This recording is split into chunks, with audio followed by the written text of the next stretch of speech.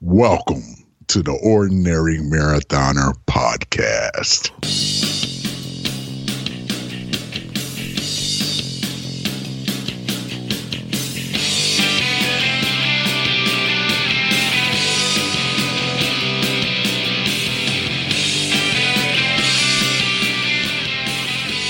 Hello and welcome to the Ordinary Marathoner Podcast. My name is Scott. I'll be your host today. I got a great guest, very interesting guest I'm going to bring in just a moment. As always, you can find this and the back episodes of our podcast at our website. It's called ordinarymarathoner.com. You can also find them at the aggregators, places like Stitcher and TuneIn and iTunes. And if you like the show, please hit that subscribe button. You'll never miss a new episode that way. What else I got? The Twitter account, you can find me over at Ord Marathoner. That's O-R-D Marathoner. If you follow me there, I'll follow you back, and we can get the conversation going on over there. I actually do follow our guest. She's actually pretty active on Twitter. She's very entertaining.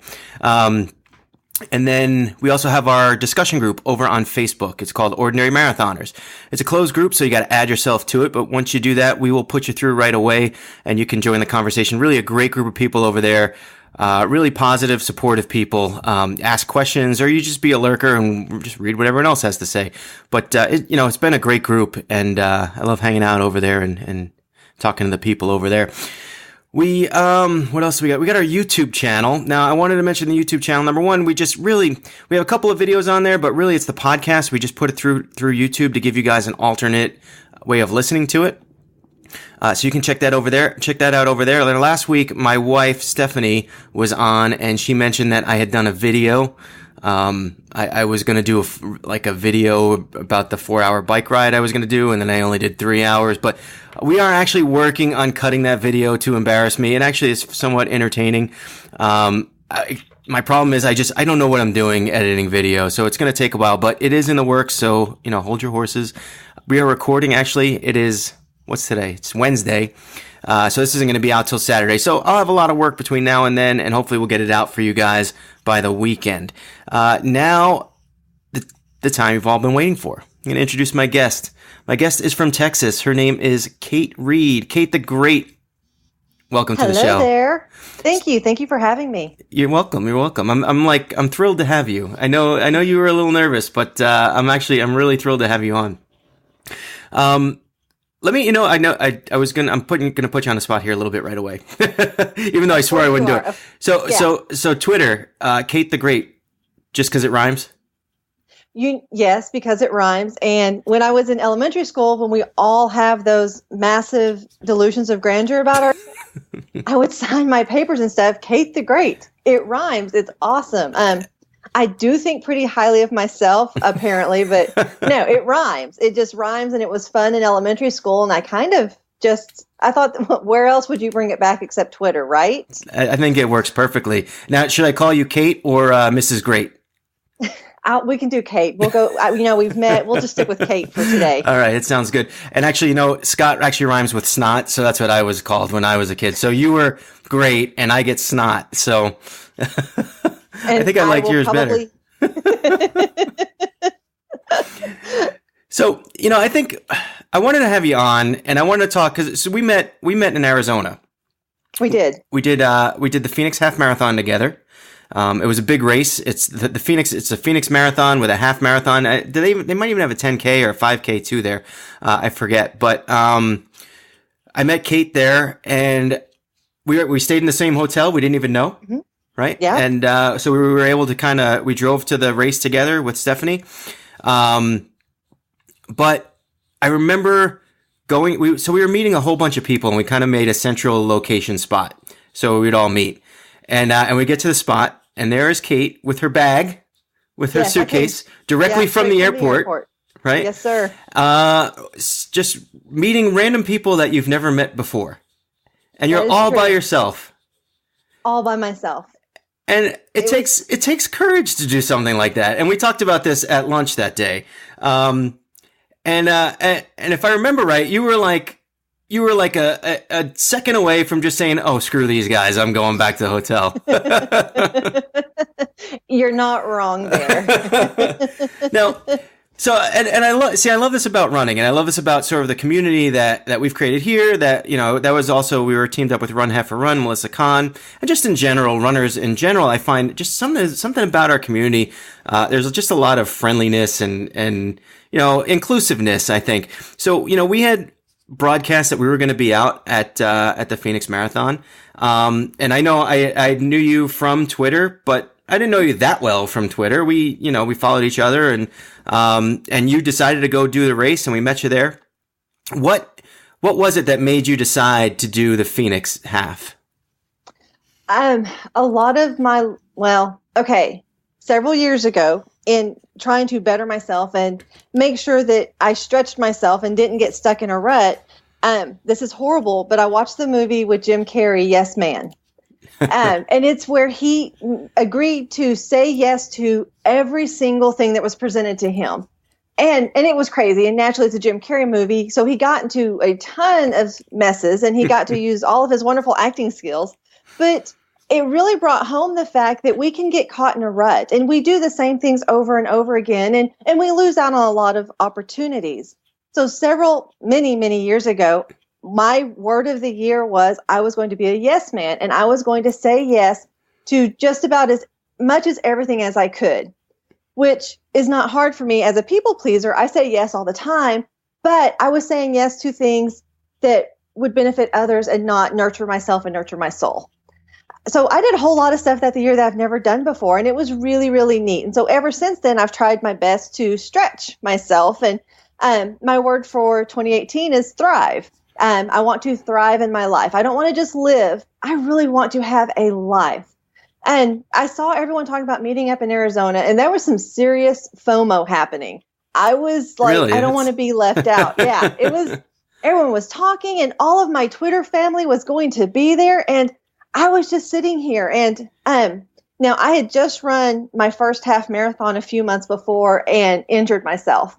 So I was still trying to come back from all of that, but it's only one life. And so, yeah, I did a long run. Yeah, I just went for it. Made sure I ran 11 miles that weekend just to make sure I could.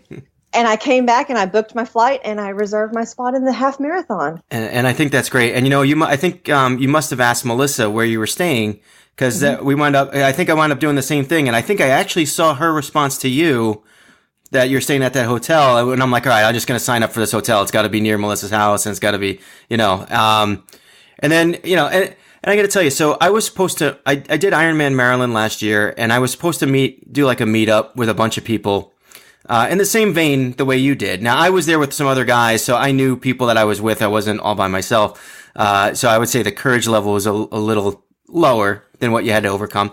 And I remember going to meet people, and, I remember getting there, and I looked around, and I saw what probably was the group, and I didn't know who to say. I didn't know who was who. I didn't really recognize people, and I'm like, you know what? I'm going home. So what was it like for you, just like when you got there and you're standing there with your bag, and did you see us right away? Did you because it does, I think that moment like takes courage for someone to do. And it, especially when, you talk about how you're doing this for you, and you just kind of signed up on a whim, and you have this fear of missing out. And now there you are. You're in a place you've never been before, meeting people you've never met before. And we probably looked like we knew each other, but we didn't. Yeah. So, I mean, how did you take that first step? Well, I'm interested in this because I wasn't able to take that first step and just wrote it up, Well, and I've done that before. It was probably 18 years or so ago, maybe 15 years. I went to a meetup of a group of people that I knew online back when, when chat rooms were a thing. And there's a good portion of your audience that will not know what chat rooms are. But I got to the restaurant and I walked in and I thought I'd found the group. I knew I'd found the group, and I did not have the courage to walk up to them. And so I drove the 30 minutes back home. And that's really stuck with me was it's not that hard. I mean, the worst case scenario is you walk up, it's not your group, and what are you going to do? But so you probably make friends with them. That's probably what you know what I mean? And I have a really big personality, but there's this real big part of me that's really shy, and it is hard to do that. But I downloaded the Uber app for the very first time, and I got to Phoenix, and I called up my very first, I opened the app and I did my very first Uber, and I was like, okay, so I'm like, first you got to take me to Goodwill. I found a Goodwill halfway between here and there because I needed my throwaway layer and it wouldn't fit my overnight bag. Yeah, and mind you, we're going to Phoenix, and so if you're a traveler going to Phoenix, you just kind of assume that it's going to be nice, and it was freezing. Yes. So we were unprepared too. We wound up going to Walmart, but go ahead. Yeah. So I get to the expo and I'm just sitting there on the curb with my bag in front of me and just watching everyone walk by and scrolling through Twitter, waiting for someone to say, we're here and this and that. And I'm like, and I'm literally sitting on the curb. And my thought is, if I left, no one would know I was ever here. And then I saw. Which, incidentally, that's when I did my video last week of my 4-hour bike ride that I only did 3. I actually say, well, am I really going to go through the 4 hours? Well, if I don't, I just won't post the video. No one will ever know. It's like the same. Right? Yeah. If you don't see me, it doesn't count. So I saw who I thought was going to be We Grind Chris. I thought Chris and his Murphy. wife Christine. Not Murphy. I always call him Chris Murphy, and it's not. He's going to get mad at me. And I can't even remember his last name right now, and it's driving me nuts. I'm going to look it up at the break, but go ahead. Okay. Well, and I saw him. I thought, I think that's him. I'm pretty sure it's him. It still took me a good 5 to 7 minutes before I got up off the curb. But and that kind of helped because I actually went up and I met with Chris and Christine first. So it was a very small group, and that was less intimidating. I could handle that a little bit better than if it had been every single person. And they are so friendly too. Chris Walsh, by the way. Oh my gosh. That's it, Chris Walsh. Sorry, Chris. Yeah. That's twice I did that online on the podcast to him. That's just why I go with We Grind Chris. So I'm going to start doing that too. But they are, and from the very beginning, Chris has been amazingly helpful and awesome. So it worked out really well that he's the first one I ran into. And then, Melissa was there. Melissa came up then Melinda showed up. Howard, yeah. Melinda Howard, thank you. I was drawing a blank on it. Didn't want to say that. And so then it was like, okay. And I'm slowly but surely edging my way back a few steps, slightly outside the circle, going, I still don't think they'll notice if I'm not here. Well, what's funny is so we know you from Twitter, obviously, but sometimes the face on Twitter you don't always put 2 and 2 together when you're just walking out. So you don't expect to just bump into somebody from Twitter and you don't put 2 and 2 together. So it's like, you got to cut us a break on that one.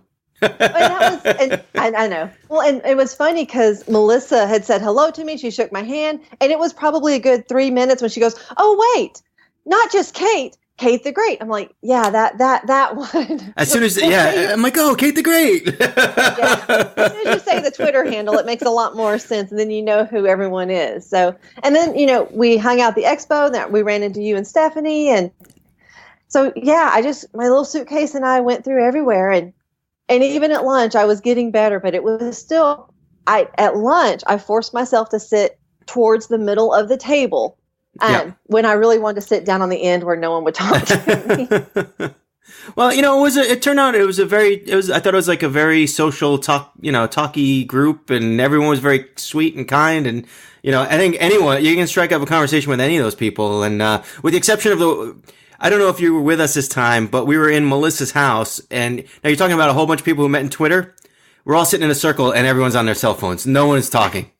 I have a picture of that. Do you? I have a picture in the room, and we've got Rory was there. You and Stephanie were on your phones. Melissa was on her phone, and yeah. It's like we're all together. We're all taking pictures of each other and posting it. It's like no one talks to each other. It's like we were having conversations to each other on our phones when we were sitting right there.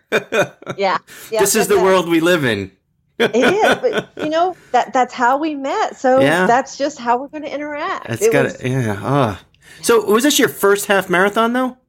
This one was my second. Okay, because I thought you had done one not too long before this one.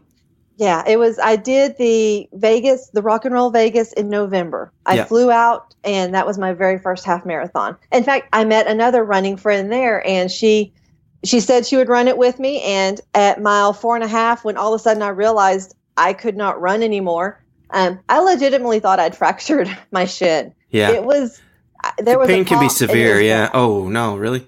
It was. Yeah, it was just a really, really bad. The doctor said better if I fractured it. but it's just a shin splint. And I went, Oh. okay. The shin But splints can she's- be painful. Yes. Yeah. If I had them anyone ever years says- ago, and it's like, oh, yeah, it's really bad. But, So yeah, that one was my first one. She did it with me, and so I guess when you're injured, it's really easy to set a PR when you run your second one. So That's I true. did. You did well, and I remember before that race, we were there in the freezing cold, and I was running with Stephanie and a friend of ours from home, Aura, and Melissa, and some of Melissa's friends. And I didn't know. I don't know that we necessarily planned. We were just all of a sudden we were just all right. Let's go run together. Let's just kind of stick together. And you were like, I can't. Like I want to. I have to do it by myself. I'm in my own mind. And you know what? That's the way you got to do it. If that's what you want to do, is when you're in the frame of mind on race day, and you have a plan, and then someone like throws a little monkey wrench into the plan. What? You want me to do what? It's like, you got to go with the plan. So, so how did you like the race? Did you? I really enjoyed the race. Yeah. I'm not a speedy runner. I Yeah. go at my own pace, and I do intervals when I need to. I've only been running a couple of years, so it's one of those that I own my pace. I'm okay with it. If I'm going short distances, I go faster, but I know I have to hold myself back. And I also know I get caught up in the moment. And so I was like, let me start off on my own. I ended up catching up with Melissa a little bit, and her, Debbie and Julie, I believe, later in the race. But Oh, you know what? I was- remember that. Yeah, because I was with them, and then I left because Stephanie had run forward, and I caught up to her. Man, yeah, it was a good day. It was really awesome, though. Yeah, it was a good day. Really good scene. It's kind of cool because when you're running a slow pace in the half, as you're finishing up the half, like the leaders of the full are passing you. Yes. And you try not to get in their way, but I mean, you're there and they're passing you. So it's kind of a unique experience that way. And it was kind of fun. I really enjoyed it. I might even do it again next year. Any thought of that? I'd considered it. Here's the problem. There are no race photos of me. Oh, My bib was exposed. I didn't have an outer layer on. and no pictures. No pictures. Yeah, And good. I want proof that I ran the race. You got a medal. We got pictures. I saw a picture of you. Yeah, that's true. I also, I had originally signed up for the full and then switched to the half last minute. I had to write the race director and kind of beg for them to let me do the half, and they did. And so I had a bib with a full number, like a different number. And Yeah. and so I don't know if they took the chip off or what, but I didn't have any pictures. I didn't have a finishing time, and I didn't really care because I was just there to socialize, run socially with Yeah. people. But maybe that's one of the knocks on this race. I don't know. Maybe the logistics are a little, and the pictures obviously, but I don't know. But other than that, it was a good race. It was once the sun came up and it started to warm up, because Exactly. holy cow, that was really cold. Mhm. And there was so much space. I don't think I've ever run a race with so much space. Yeah. It was nice. And there was a lot. I know there's not a lot of crowd support because of the locations, but what was there? I mean, the aid stations were spot on. Yeah. You could literally set your watch by it if you were running a consistent pace. And they were fun. Like they had like a little competition going on with like which was the best aid station, and so like some of them Yes. were extra cheery, and I don't know. I had a great time there. I did too. I really enjoyed it. Yeah, me too. So listen, let's hit the break, and then we'll come back with Kate Reed. Hey guys, my friend Lauren is creating an incredible resource for runners and triathletes. It's called raceadvisors.com. She has amassed a list of thousands of races, 5Ks, 10Ks, half marathons, marathons, ultra marathons, and triathlons, and anything in between. If you're thinking about running a race, look it up and check out the reviews. Have a favorite race of your own? Look it up. See what others have to say about it. Or better yet, leave a review of your own. raceadvisors.com. Read it, race it, review it. I may not have a lot of hair, but I tell you, I know style when I see it. And I know you guys and gals with the flowing locks, you need something functional to keep that hair out of your face when you go on your daily run. And I have just the thing for you. It's called Greasy Girl Headbands. And I know what it sounds like, but it's not spelled that way. It's GREECIE, girlheadbands.com. They make headbands that are specially designed for the runner to keep that hair out of your face, out of your eyes when you're out there on your daily run. So check them out. GreasyGirlHeadbands.com, GREECIE, and find a design that's perfect for you. All right, we are back now from break with Kate Reed. Kate, I think, and I'm not sure. Actually, I am sure because we talked about this before. But you are also a Race Advisor Ambassador. I am a Race Advisor Ambassador with Lauren. I love it. Yeah, Lauren. So we had Lauren on for like a half podcast one time. She did great, and I should have just left this before because we talked about all this before. But I really like supporting a small business, that's involved in running that really needs the support, and someone that works hard and is really creating a service that actually it could be really helpful to runners. Did you review Phoenix Marathon on Race Advisors? I did review Phoenix Marathon, and I had such fun doing it. And then I started clicking around and reading other race reviews that I went back and reviewed a few other races that I had done as well. Yeah. I love that, especially I run a lot of local 5Ks. I support our local running clubs, a lot of local charities. So, but I've loved the idea of the destination running. And so it really helps someone like me that's not all that wise and has not done a whole lot of these and doesn't know what to expect. Her site is awesome at giving tips and seeing what other real people are doing. I love it. Yeah. And she's just wonderful. I agree too. And it's funny. She's got this, she just developed like a t-shirt for Race Advisor. I don't know if you saw it. I did. So when I started doing commercials for her, like that whole ending, where it says like, read it, race it, review it. Mm-hmm. Is that what it says? Read it, race it, review it. Something like that. But I came up with that, and now she's got it on her shirt, and I'm really happy. She took my slogan and she put it on her shirt. And I told her if she ever gets really rich that she's gonna have to pay me back for that. But I just you know what I asked for? I said send me a box of shirts. That's all. I probably could get more, but maybe I'll hold out for more, like stock in the IPO of Race Advisors. I mean, or the box of shirts, whichever one. We love you, Lauren. Look at all the extra publicity I'm giving her here. I know. But she's great. Her site is great. It's a really good resource. Now, you said you run a lot of 5Ks.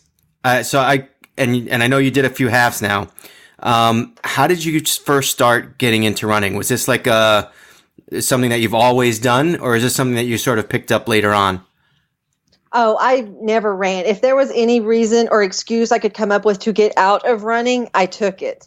There was several years ago, again, as part of my making me a better person, my goal was to move 30 minutes a day. And so I started with a 20-minute walk and then 10 minutes of something else. And I did that for quite a while. I mean, and then I would work up to a 30-minute walk and then couch to 5K. And I thought, well, I could try that. And then I thought, well, I can't run outside at all. So I got an elliptical. Like, well, I can do couch to 5K on the elliptical. It's a similar movement. And then I was like, well, maybe I can run outside. And so I would go before work and I would attempt to run. And it took quite a while. I mean, it was probably a good year and a half that I walked and worked up to running. And then I guess it was probably towards the end of November 2015 that one of my friends was like, well, how's the running going? And I went, it's pretty good. I do about 2.7 miles, probably about 4 times a week. And he goes, oh, well, you can run a 5K now. And I went, can I? Really? Well, right, because to us normal people, 5K means like something you can't do. Yeah. I mean, that was just unless you're British or something and you use the metric system, you have no idea. Right? You're like 5K, what is that? I know. So I went home and I found a race that supported our local community college and was just down the street, and it was that weekend. And so I signed up for my first 5K 3 days before it happened. And I went, and this is horrible. I'm standing in the corral, the starting line, and it's a small race. Again, remember, it's small. There's nothing here. Yeah. And these 2 girls are talking to me. And I'm like, I don't know you. And so I'm extracting myself from the conversation going, you two friends, you two have fun. Thank you very much. But, and come to find out, they're just runners. They didn't know each other either. But I didn't know runners were friendly at that time. And I didn't realize that they didn't know each other and were just being nice, like, runners. Yeah. Every race, it seems like you meet somebody. Every race, you meet someone new. If you open yourself up to it, there's so much out there. But I came in 5th in my age group. Yep. So, which I guess it helps that I'm older. So I was like, wow, 5th, that's not bad. I was like, I didn't die was kind of my main goal. But I was like, okay, I can run a 5K. Apparently I can run 3 miles. It's not a big deal. But I'll be honest, it was another year before I made it. I mean, I managed to run 4 miles, but I could not run more than 4 miles probably for another year. And you think that was mental? Mental. There you go. Totally mental, because it was December 31st of 2016. And I was 5 miles short of a round number running goal. I think it was, I was at 509 miles for the year. And I was like, if I just ran 5 miles, it would be an even 600. Right. And so I just ran 5 miles. And you did it. And I did it. Isn't that great? Yeah. Isn't it great when you like hit a new threshold and it's like you're in uncharted territory? Yeah, it was, because looking back, because it was a few months after that when Fallon, a slacker runner, was like, oh, I'm going to go do Vegas, but, my normal support group can't go with me and I don't want to run alone. And I'm like, I'll go to Vegas. Sure, why not? I don't know you. I've never run a half, but why not? And I've never run past 5 miles, but sure, I can do 13. And so thank God for Pinterest, because I'm not kidding, because I'm not a runner. I don't know those resources. I got on Pinterest and found a half marathon training plan. And you stuck to it? I stuck to it to the best of my abilities. Yeah. It's not always easy to do. No, but it was really exciting. And the Twitter family is just amazing, because I could come back and report my long runs and I could go, guys, I just ran 6 miles for the first time ever. I just did my 7 miles. I just did the 8 miles. And everyone was really encouraging and cheering me on. And man, when I hit my first double-digit run, I didn't stop smiling for a week. It was awesome. And I got to tell you, some of that maybe is selfish. I mean, I'm thinking about just listening to you hear it, listening to you say it. And, like I know when I see those messages, like when people eclipse new distances or achieve new things that they haven't done before. I kind of capped out at the marathon.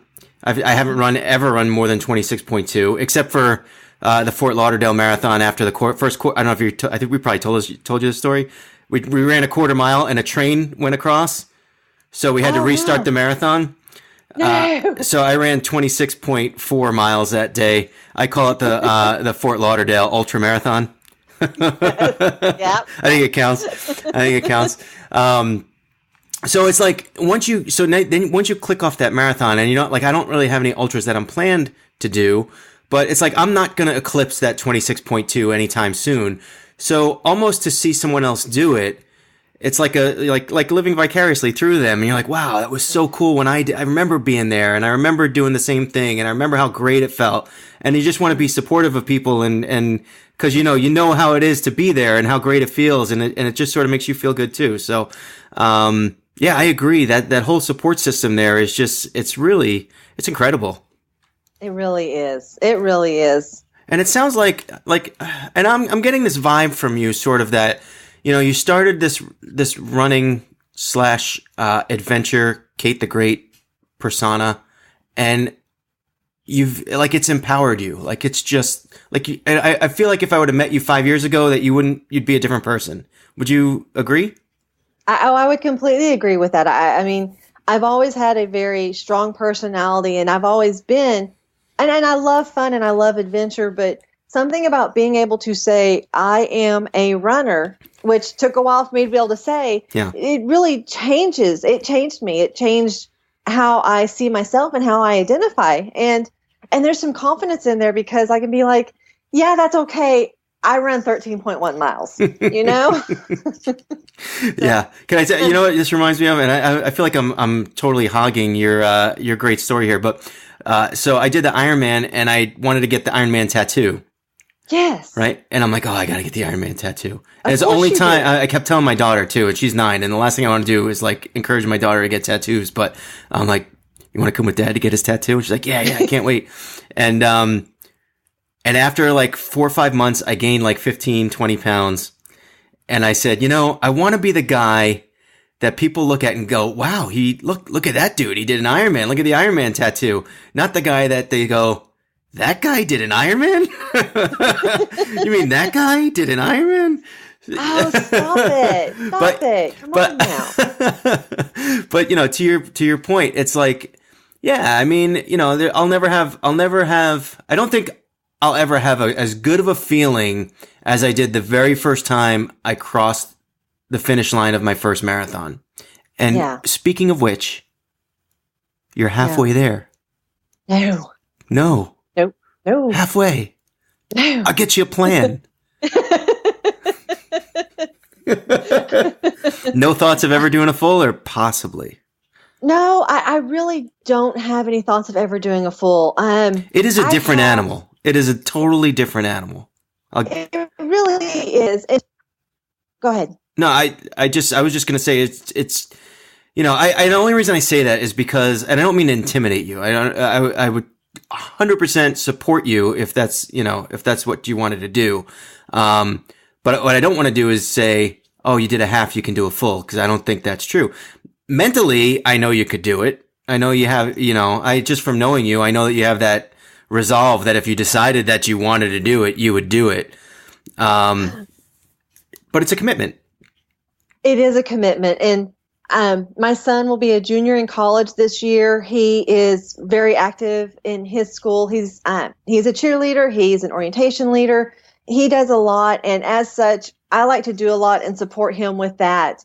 And I've always been a parent first. And so, and he lives on campus, and I do have all this extra free time, but I don't think that any extra free time I have right now, that's where I want my priority to be. Okay. So, no, that makes sense. And you know what? Yeah. Halves are fun. And not only that, but a lot of times you finish a half and you can stand, you can walk, you can talk to people, you know? Yeah. You can go have a beer and a drink. I can't tell you. So I probably finished 6 of these things, and I think 2 or 3 of them, I had to go back to the hotel right after I was, you know, there was no partying after. At least not immediately after. It just took a couple hours to kind of wind down before I could get out. But the half marathons, you know, those are way more social, I think. And it's definitely a good place to be, especially if you don't have the time to train. Yeah, and the training just is not a priority for me. The half is a good training plan for me. The miles on my feet, I can do. The long runs on the weekends, I can do. I'm going to San Diego in a few weeks for my 3rd half marathon. So I've hit the peak of my training on that. Honestly, my last long run was 9.5 miles, and that may just be, is a runner ever really ready? All I see is, oh, my race is this weekend. I'm not prepared. So I don't think we're ever really prepared. And it's a 4-hour time limit, so I know I'm golden. I can do it. Yeah, you could probably walk the whole thing if you wanted to for 4 hours. I mean, I've seen people walking. Yeah. Yes. You know what? Can I tell you? I finished. So we did Phoenix. So I finished Ironman in October, right? Mm-hmm. So Phoenix was February, and I wasn't dormant. I didn't do nothing. I did train a little. I wasn't in full training mode, and I did, like I said, I did put on some weight, but I still thought that I could get through a half marathon without a problem. And actually, it even started before that. I mean, I was in pain. Like, we walked half of that half marathon, and by the end, I'm like, man, this kind of hurts. Yeah, this is annoying. I just want to be done. Like at mile 9, I'm like, I just want to be done. Can we just be done? I heard there's French toast at the end. Right. Oh, thank God for the French toast. That was the best tasting French toast I have ever had. It's so funny, the unique things that some of these races come up with to congratulate you and greet you with at the end. No. And you'll never forget that French toast. No. Never. And honestly, I couldn't. Yeah. Yeah. Now that I said French toast, now you're thinking maybe I will do Phoenix next year. I know. I'm just for the French toast. But then if I do it a second year, I have to do it another 3 years, because once you start, you got to get the whole star thing that Phoenix That's does. Right. They have like 5 medals that go together, and you get like a one big giant medal or something like that. Yes. So I think Chris Walsh, I got it right. I think he didn't he get the fifth. Was that his 5th? I think he just finished it. Was that one his fifth? I'm not sure. No, I think that was his fourth, because we were talking about he would have to have it done, and this one wouldn't get him the big one. Oh, okay. Okay. Yeah. Maybe it was someone else, because Mike Taruso I had on the podcast, he did the full qualified for Boston, which I'm still amazed at. That guy's in shape, though, and he's fast. And, meaning that I'll never do it. But, yeah, but, they have a really good setup there. I was very impressed, and I'm going back. I'm definitely going back next year. Although we have baby on the way, so I got to make sure I get permission. Oh. Well, but if the whole family could come and y'all could just stay extra, go Grand Canyoning, and the fear of 6 hours on a plane with a 4-month-old or 3-month-old. Yeah. I don't like doing that. I don't like doing that. No. So I know. I hate to say I go by myself, because then I'll get in trouble. But right now I'm going by myself. I won't tell her, I promise. Stephanie, we're not saying anything. She usually makes it only through the first half of the podcast anyway, and then she doesn't listen to the second half. So she'll never know. So listen, Kate, let's wrap it up here. Kate the Great on Twitter. What's your handle? At what? At Kate the Great? Kate and Mr. T. Kate and MRT. Cool. And thank you so much for coming on. You've been an amazing guest. I mean, you were a little nervous. Oh, very nervous. No, petrified, terrified. But you were great. I thought you were great. And you have a really awesome story.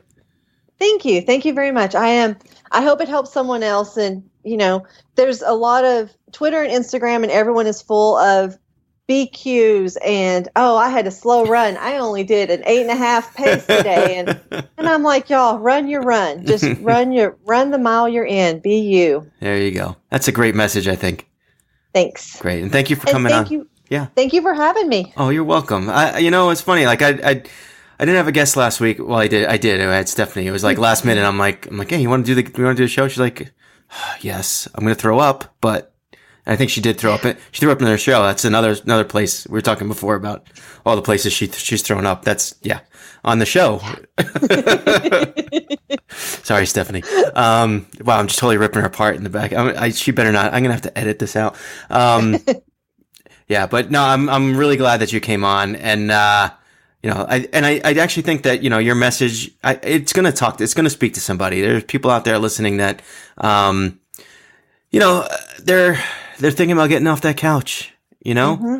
and I did it, and you did it, and there's plenty of us out there like that, and to know that there's such a support system within the sport, yes. I think it just it helps. It helps. Sometimes you're sitting on that couch, you just need someone to kind of reach out and pull you up. That's right. We're here for that. So that's great. And so again, I don't have a guest book for next week. We'll figure it out on the fly. I'm actually and I'm going to be away on Sunday, so I'm actually going to post this on Saturday. So when you guys hear this on Saturday, yes, this is taking the place of my weekly Sunday. I set a schedule that I'm going to release a podcast every Sunday, and I've stuck to it for like 3 or 4 weeks. Consistency. That's what I've started reading about podcasts, and now you got to be consistent. So consistency, but this is going to be a little off because I'm going to post it on Saturday. And then we'll see you guys the following week. And I'm sure I'll figure out someone to bring on as well. And until then, always remember, when it comes to running, I'm no expert. I'm just ordinary.